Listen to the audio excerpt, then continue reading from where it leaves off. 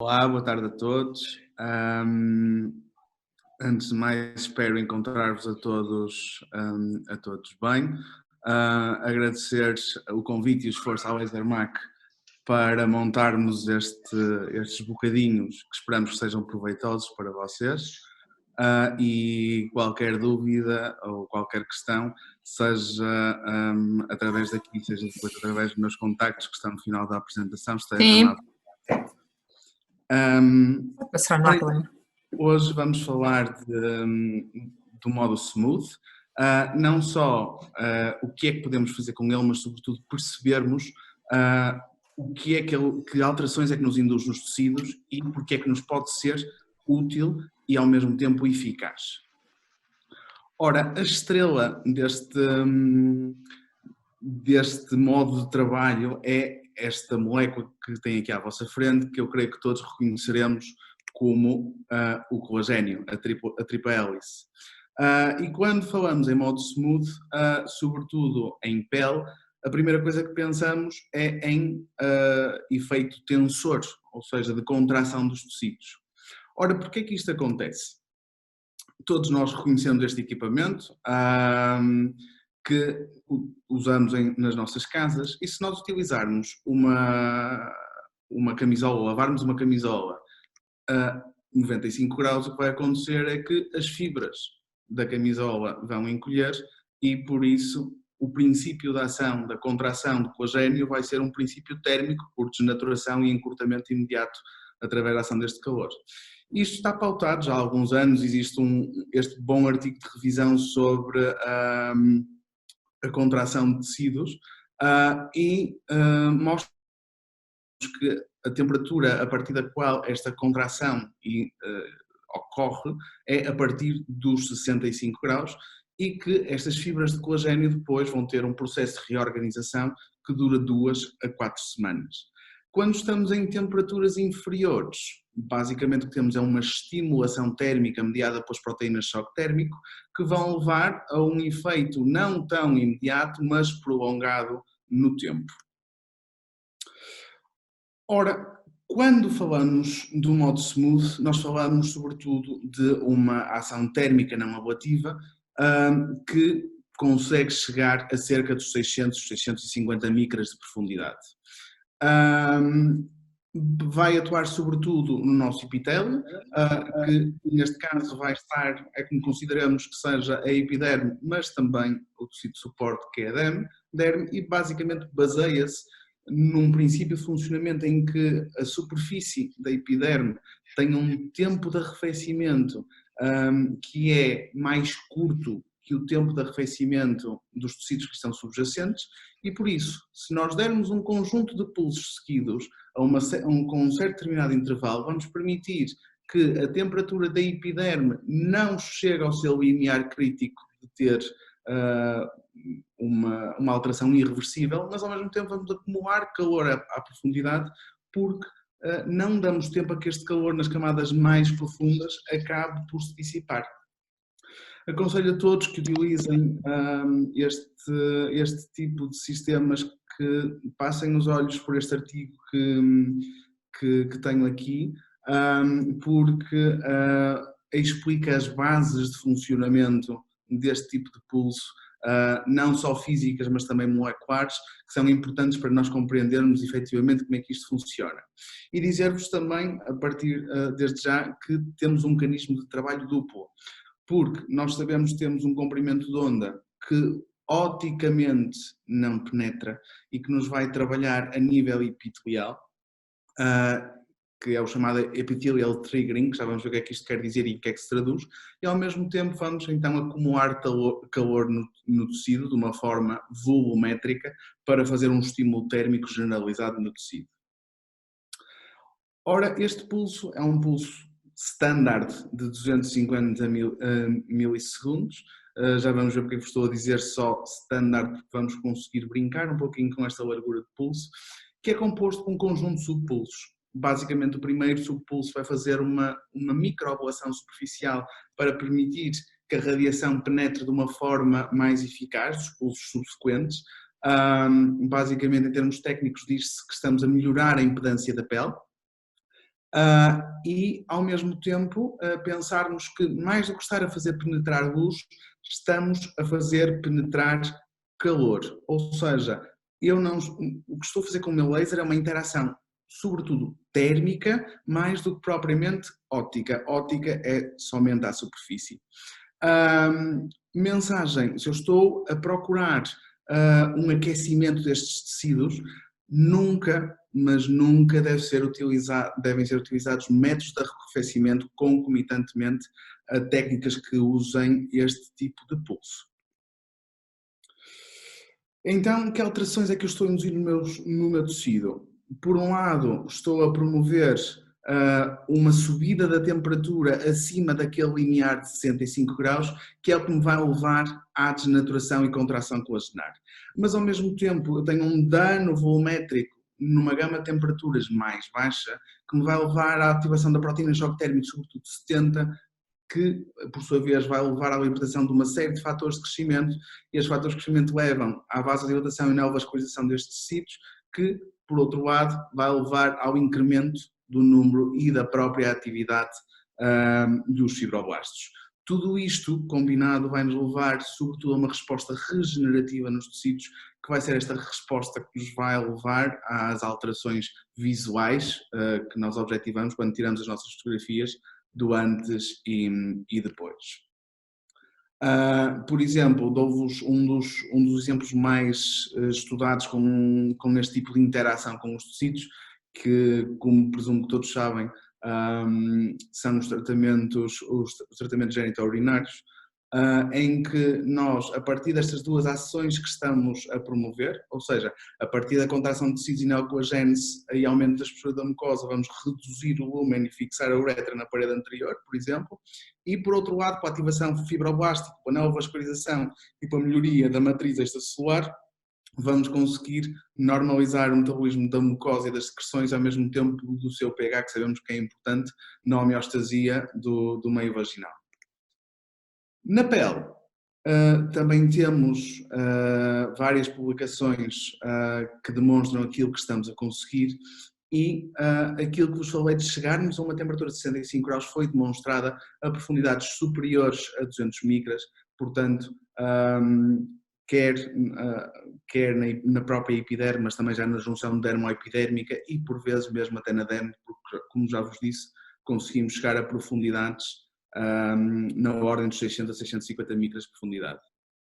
E continuamos aqui já com outro estudo histológico, já a 350 micras, portanto já na derme. Por isso sim, apesar de oticamente não conseguirmos penetrar, o nosso calor está a chegar aos tecidos onde pretendemos para levar aos efeitos que também estamos a pretender. Neste caso, obviamente, que o objetivo é quase sempre chegar à derme, porque é o tecido que tem uma maior densidade de fibroblastos e é aquele que nos vai dar uma melhor e maior resposta. Por isso, seria mesmo necessário demonstrar que nós conseguimos induzir alterações irreversíveis, portanto, de coagulação a estas profundidades, e aqui temos neste estudo.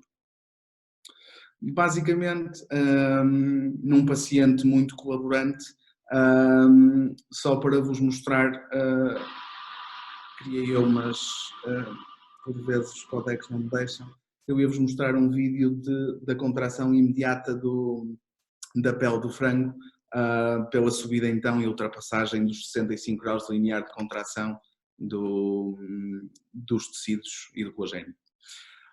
Ora, vamos começar a ver como é que começamos a aplicar estas particularidades físicas e interações, e vamos começar pela região periocular, com um protocolo que eu creio que vocês conhecem, quanto mais não seja de nome, que é o SMUDAI. Ora, o que é que nós conseguimos fazer com o SMUDAI? Sobretudo, a indicação é o rejuvenescimento periocular, quer para o tratamento da flacidez palpebral, mas ao mesmo tempo também para a melhoria da condição do tecido desta pele. Por isso, nós melhorando a elasticidade vamos tratar as rugas que vemos e ao mesmo tempo também aumentar a densidade do colagênio dérmico, porque recordemos todos que uma das primeiras áreas a envelhecer é a região palpebral, sobretudo a pálpebra inferior, em que temos uma atrofia da própria derme e da fina camada de gordura que temos imediatamente por baixo. E é por isso que, por vezes, temos pacientes relativamente jovens, no final da sua terceira e início de quarta década de vida, por isso 20 e muitos, 30 e poucos, que se queixam de escurecimento periocular, que por vezes não mais é senão devido a esta atrofia que nos faz perder a opacidade da pele, que é a derme que nos dá esta opacidade, e por isso, como ganha alguma transparência, mostra as estruturas que estão imediatamente por debaixo, como por exemplo o músculo orbicular, que é escuro, e por isso só com um tratamento não dirigido ao pigmento, mas à melhoria destes tecidos, conseguimos ter um efeito de rejuvenescimento bastante interessante. A nível de protocolo, como é que ele se faz? É um protocolo que exige anestesia tópica prévia. Permitam-me relembrar-vos a questão do pH dos anestésicos. Nós estamos a trabalhar com Herbia, um laser cujo cromóforo é a água, e a maioria dos nossos anestésicos tópicos são de pH alcalino. Por isso, a nossa pele tem um pH de 5,5 que é ácido e por isso vai haver uma reação de ácido-base com a formação de sal e água. Esta água vai ficar retida nos corneócitos que por isso vão ter uma interação, como tem mais água, vão ter uma interação mais intensa com o laser. E por isso, das duas uma, e sobretudo na face, devemos evitar as misturas de anestésicos, usar, entre aspas, velhinha, lambdalina, como anestésico de eleição, ou então pedir para manipular o anestésico e equilibrar o pH pelo menos a 7. Depois desta anestesia, limpar adequadamente para conseguirmos que a nossa radiação penetre devidamente. Utilizamos então um modo smooth com a peça de mão PS03, 7 mm, e dependendo quer da espessura do tecido, quer do downtime que o paciente possa tolerar, variamos aqui quer a nossa fluência, quer o nosso número de passagens que fazemos. Basicamente, se o paciente puder tolerar 3, 4 dias de downtime, podemos ir até aos 3,5 joules. Fazemos um stack de 3 pulsos, portanto, acumular e disparar 3 pulsos exatamente no mesmo sítio, e só depois é que passamos ao seguinte e fazemos 4 a 6 passagens desta forma. Como o Herbio não tem capacidade de penetração, se nós taparmos a pálpebra que não está a ser trabalhada com uma gaze, não necessitamos de proteção ocular, desde que o paciente mantenha os olhos fechados. Se quisermos estar totalmente e absolutamente seguros, devemos utilizar uma lente intraocular para fazer o tratamento, mas globalmente, como vos digo, não é necessário. Temos que ter um cuidado adicional, que se virmos uma desidratação excessiva da pele quando estamos a fazer o tratamento, com um esbranquiçamento ou até amarelecimento, devemos ter uma gaze umedecida para ir hidratando esta pele para limitar o dano epidérmico. Por norma recomendam-se uma média de 3 sessões, obviamente em pacientes que tenham um pouco mais de alterações podemos fazer mais sessões, mas desde que mantenhamos este intervalo entre as sessões. O pós, por norma, as primeiras horas são de algum edema e de eritema. Em alguns casos, sobretudo aqueles em que fazemos um protocolo mais agressivo, portanto com mais fluência e com maior número de passagens, obviamente que pode formar alguma crosta a partir do 3º dia, sensivelmente, mas por norma é suficiente recomendarmos um regenerador, que aqueles que por norma estão mais disponíveis e mais adequados para esta zona, são estes dois que tenho aqui mencionado, e na maioria das vezes às 24, 48 horas já se pode permitir que o paciente se maquilhe, desde que use uma maquiagem apropriada, quer para a localização e também apropriada para peles sensíveis. Uma questão importante, nunca devemos irradiar para baixo desta linha onde temos o tarso. Por isso, normalmente temos sempre aqui uma ruga que nos indica onde o tarso inicia, que por norma fica 3, 4 milímetros do bordo ciliar, e depois distribuímos os nossos pontos de irradiação da forma como está neste diagrama. Vocês sabem que cada vez mais, mais do que o segredo de um protocolo, os segredos estão nas combinações. Apesar do protocolo só por si ser eficaz, há algumas associações que podemos fazer para potenciar, nomeadamente para redensificar estes tecidos, seja com, por exemplo, carboxiterapia ou com intradermoterapia. Se tivermos alterações pigmentares, podemos combinar com um toning de 1064. A manutenção, por norma, faz-se com agentes despigmentantes e hidratantes, sendo que os dois mais indicados para esta zona, sobretudo a nível de despigmentação, são o Melanic e o pigmento claro. Há uma versão 2.0 do Smootheye que se pode combinar com a primeira, que é a irradiação transconjuntival. Aqui, obrigatoriamente, teremos que usar um protetor intraocular e o retrator palpebral, o retrator de 10 Mach. Alteramos a peça de mão para uma R15 com 5 mm com uma fluência bastante mais baixa e fazemos mesmo um stack de 3, 4 passagens, se bem que aqui mais importante que o número de passagens é vermos uma desidratação da mucosa.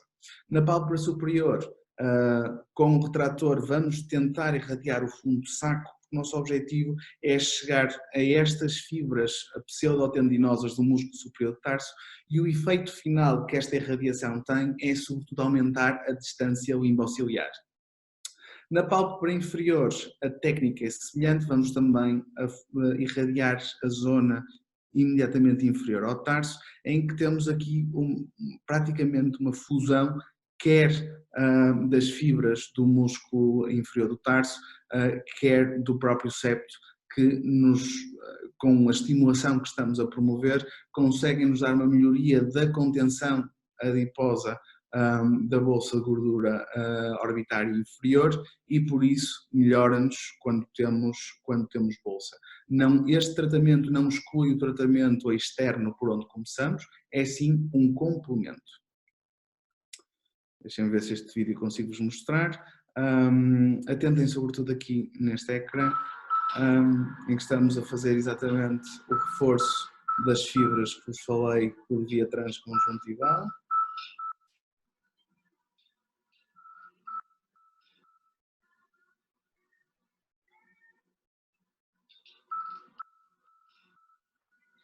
Obviamente isto faz-se com anestésico tópico em colírio, mas tirando isso não é necessária qualquer outra precaução. Que resultados é que conseguimos obter?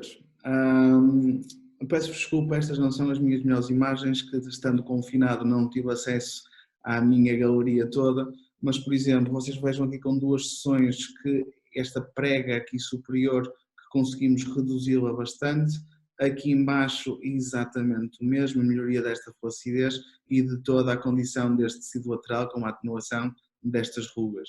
Aqui deste lado exatamente a mesma coisa, vocês vejam que uma prega dupla passou praticamente a uma prega simples e que as rítides, mesmo estas mais finas e próximas da inserção ciliar, que melhoraram significativamente aqui com 2 sessões de tratamento. Outros resultados de outras partes do mundo, temos aqui um resultado de um colega asiático em que vemos a melhoria quer aqui em cima da flacidez, quer da parte e textura cutânea da pálpebra inferior e aqui a melhoria da flacidez e das rítides da pálpebra inferior e uma subida de 2 mm aqui da pálpebra superior. Obviamente que isto são técnicas e tecnologias que não substituem uma indicação cirúrgica.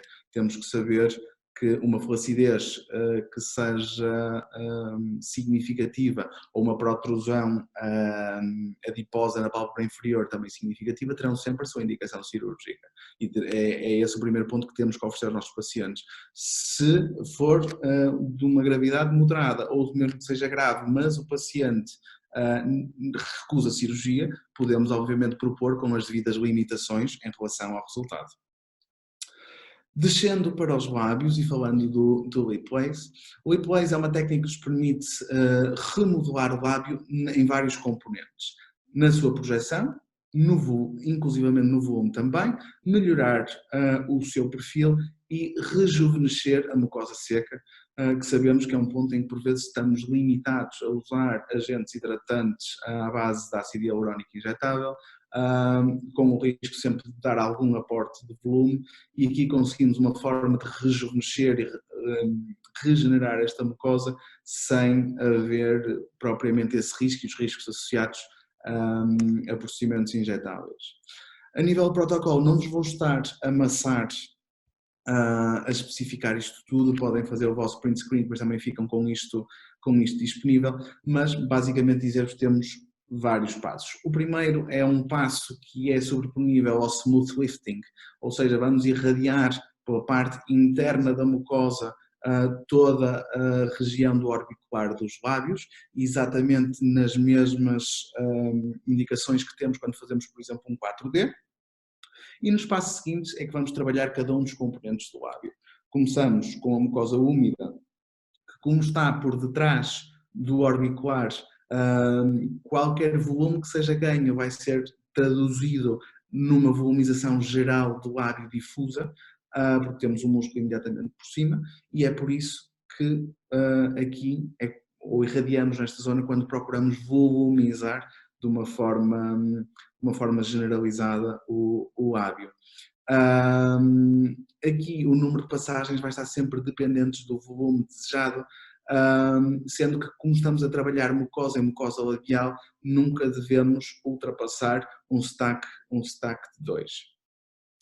Quando passamos para a mucosa seca, já temos um músculo por trás, por isso sabemos que o volume que ganhamos vai ser direcional e por isso aqui conseguimos projetar.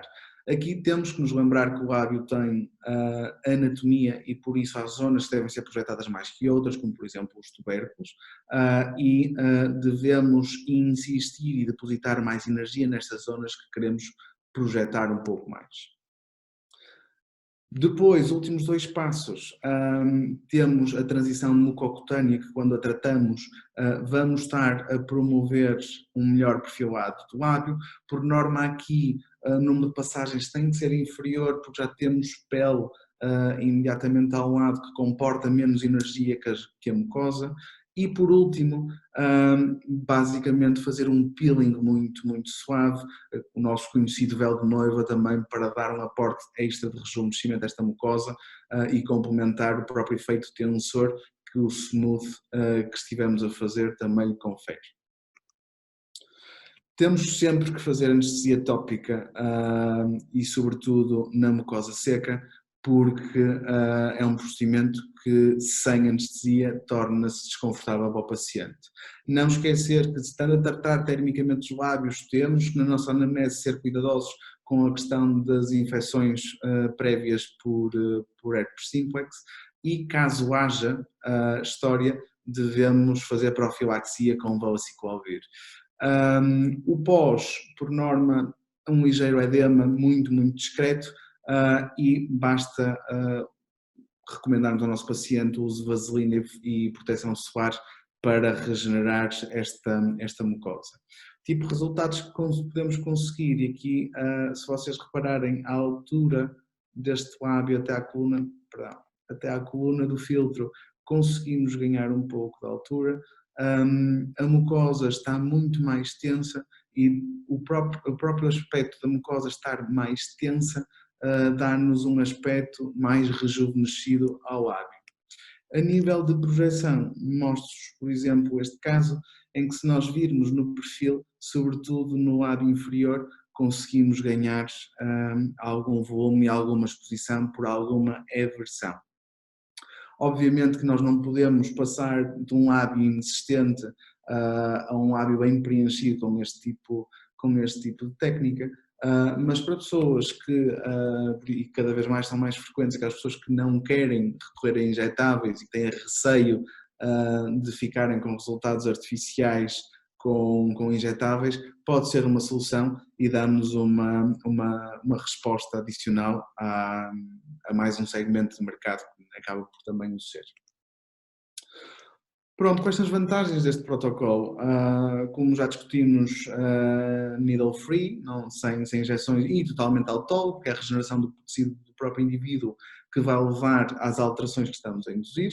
Conseguimos ter o controle dos resultados porque o volume que damos e a projeção que damos está dependente da quantidade de energia que estamos a entregar e que estamos praticamente a ver. É certo que temos um edema inicial que vai reduzir, mas a longo prazo e repetindo várias sessões por norma, indicamos sempre um mínimo de 3 sessões com intervalo de 3 a 4 semanas entre elas, para conseguir manter o resultado durante mais tempo, que pode durar às vezes 4 a 5 meses. O protocolo é simples e reprodutível e não tem praticamente baixa social, podendo a pessoa incorporar-se na sua vida habitual de forma imediata.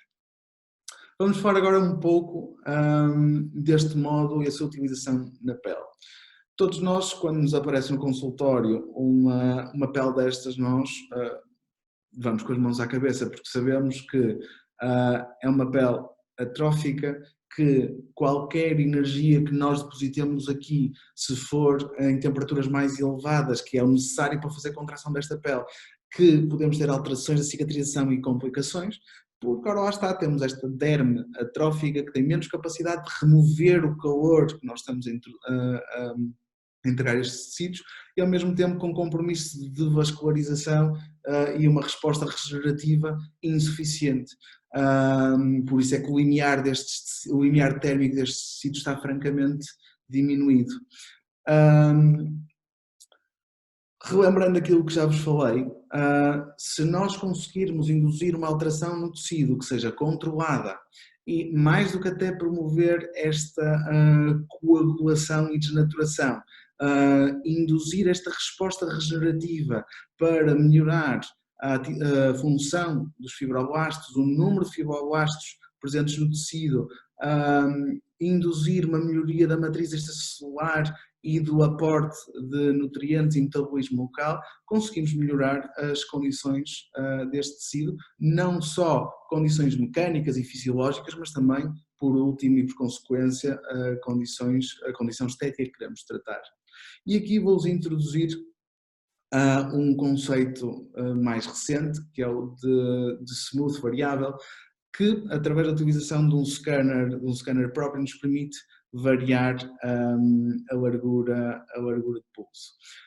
Como vos disse, com a utilização de uma peça manual, portanto PS03, PS03X ou R11, por norma o Smooth trabalha com 250 milissegundos.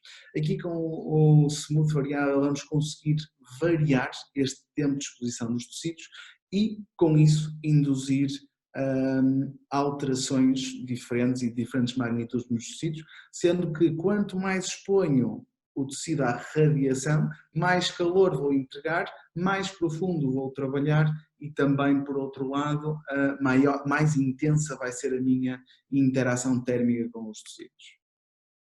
Basicamente, o T-Runner é esta peça de mão que aqui está, que é um scanner que permite trabalhar até cerca de 64 cm², 8x8, e que, a ver se este me é mais simpático, que me permite, de uma forma digital, variar o próprio pulso e dizer quantos pulsos é que eu quero acumular por disparo. Vocês vejam que aqui na imagem nós vemos o escurecimento progressivo dos círculos, exatamente porque estamos a acumular 6 pulsos em cada ponto e a cada pulso que estamos a dar o papel térmico está a escurecer. E reparem também que nos permite fazer a sobreposição dos disparos para termos a distribuição mais uniforme possível nos tecidos que estamos a irradiar.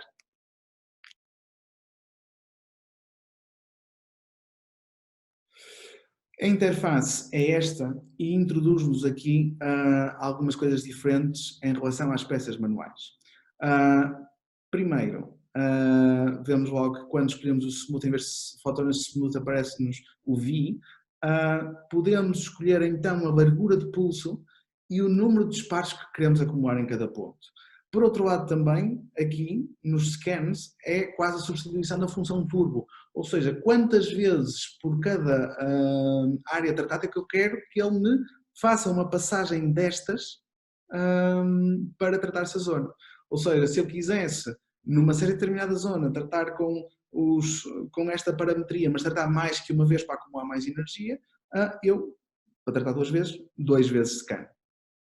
E temos aqui uma novidade, que é o STP, que nos vai ajudar não só a trabalhar este tipo de peles mais atróficas que estávamos a falar, mas ao mesmo tempo também gerir o desconforto do paciente, porque sabemos que uma das limitações do uso cutâneo do Smooth é algum desconforto quando não usamos anestesia e, por outro lado, também o facto de não podermos usar crioterapia adjuvante para limitar este desconforto.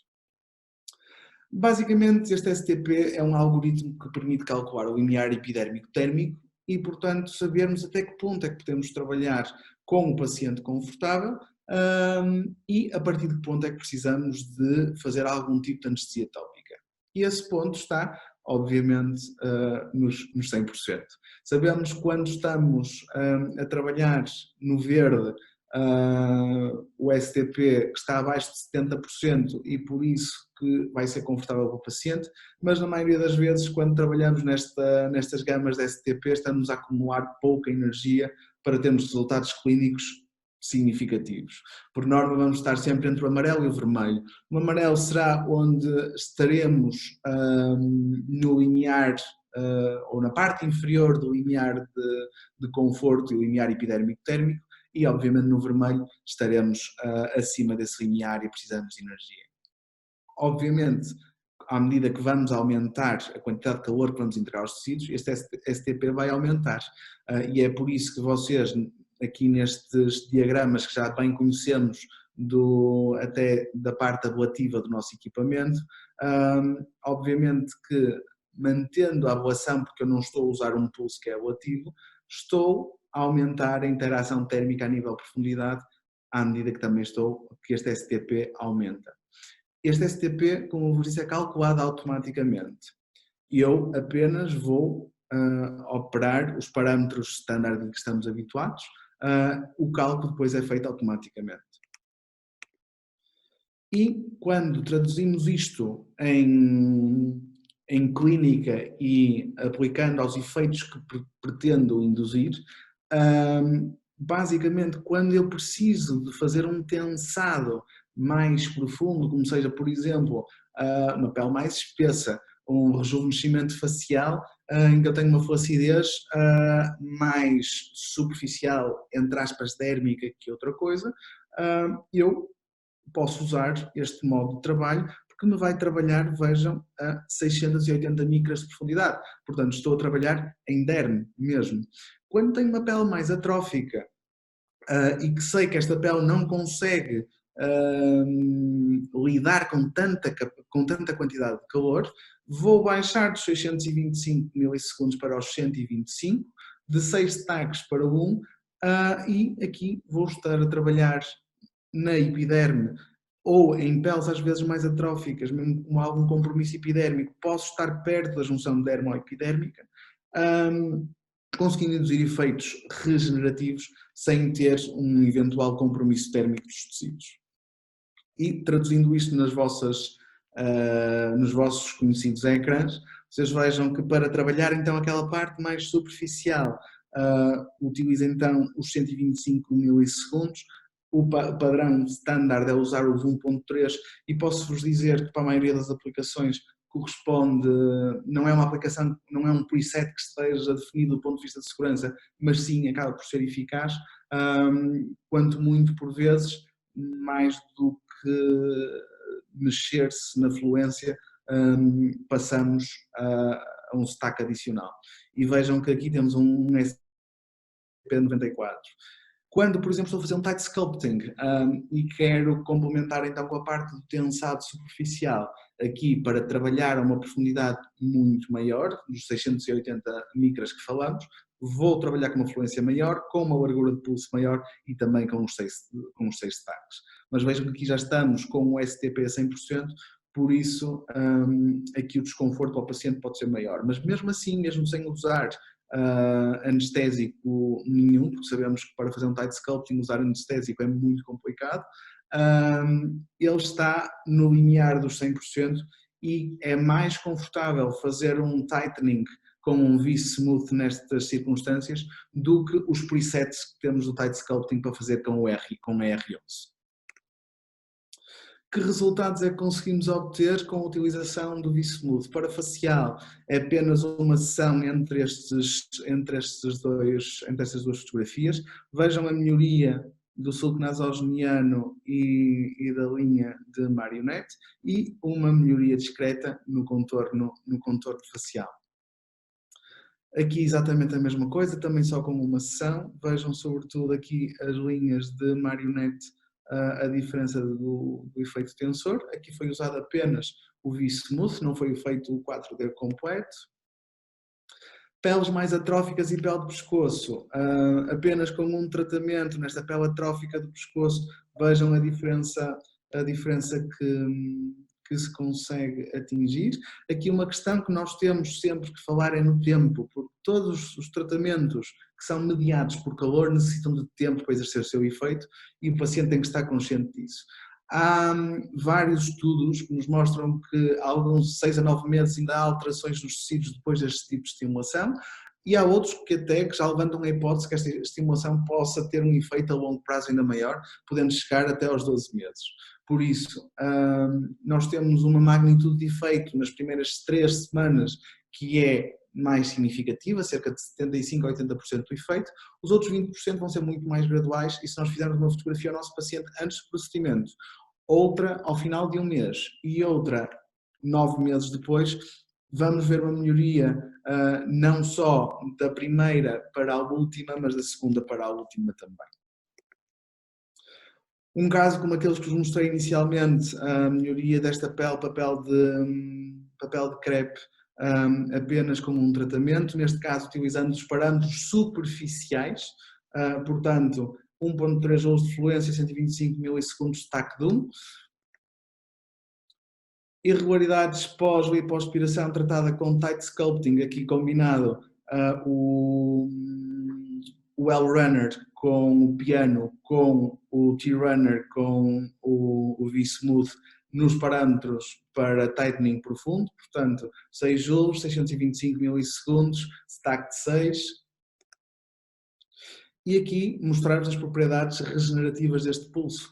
Por exemplo, aqui temos uma poiquilodermia adesivante que foi tratada só, exclusivamente com smooth, não foi usado nenhum laser vascular para conseguir esta alteração. Porque vocês sabem que na poiquilodermia adesivante também temos algum grau de atrofia dérmica e só pela regeneração desta derme conseguimos melhorar o aspecto e a densidade do cromóforo vascular que estávamos a ver. Portanto, este modo, o smooth variável, permite-nos então fazer regeneração tecidular, tal como já vos mostrei, e um tensado cutâneo em todos os tipos de pele, todas as localizações, sendo seguro e eficaz. Aqui deixo-vos a sugestão de associar com bioestimuladores para a flacidez. Por exemplo, aquele braço de papel de crepe, se nós pré-tratarmos um mês antes com hidroxiapatite de cálcio hiperdiluída ou, por exemplo, ácido poli-L-lático, temos um efeito sinérgico e bastante interessante. Há alguns estudos a serem feitos para a celulite em curso já com resultados promissores, porque estamos a conseguir um estímulo multinível. Sabemos que a celulite temos uma disfunção também multitecidular, temos disfunção dos tecidos superficiais e temos disfunção dos tecidos profundos, não só da gordura em si, mas dos septos e tecidos de suporte. Por isso esperamos por mais alguns desenvolvimentos para vos apresentar mais dados sobre isto. E pronto, era aquilo que tinha para vos dizer.